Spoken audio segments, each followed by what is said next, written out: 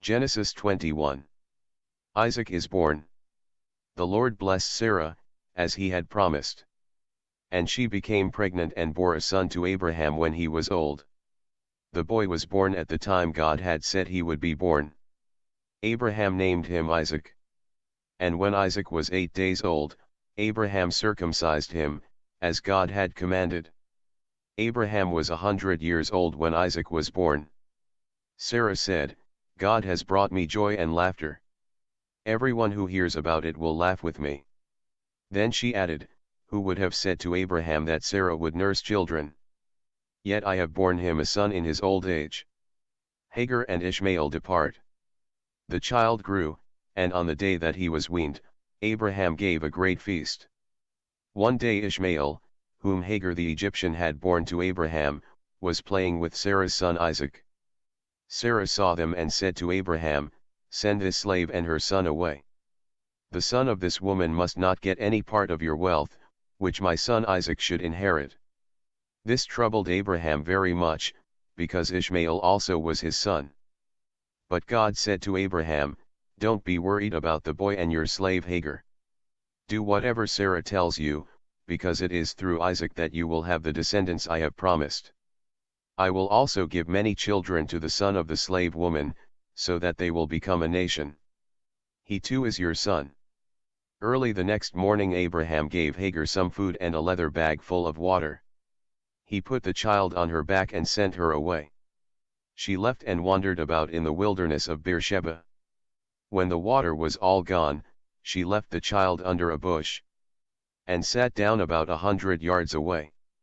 She said to herself, "I can't bear to see my child die." While she was sitting there, she began to cry. God heard the boy crying, and from heaven the angel of God spoke to Hagar, "What are you troubled about, Hagar? Don't be afraid. God has heard the boy crying. Get up, go and pick him up, and comfort him. I will make a great nation out of his descendants." Then God opened her eyes, and she saw a well. She went and filled the leather bag with water and gave some to the boy. God was with the boy as he grew up. He lived in the wilderness of Paran and became a skillful hunter. His mother got an Egyptian wife for him. A covenant with Abimelech. At that time Abimelech went with Phicol, the commander of his army, and said to Abraham, "God is with you in everything you do.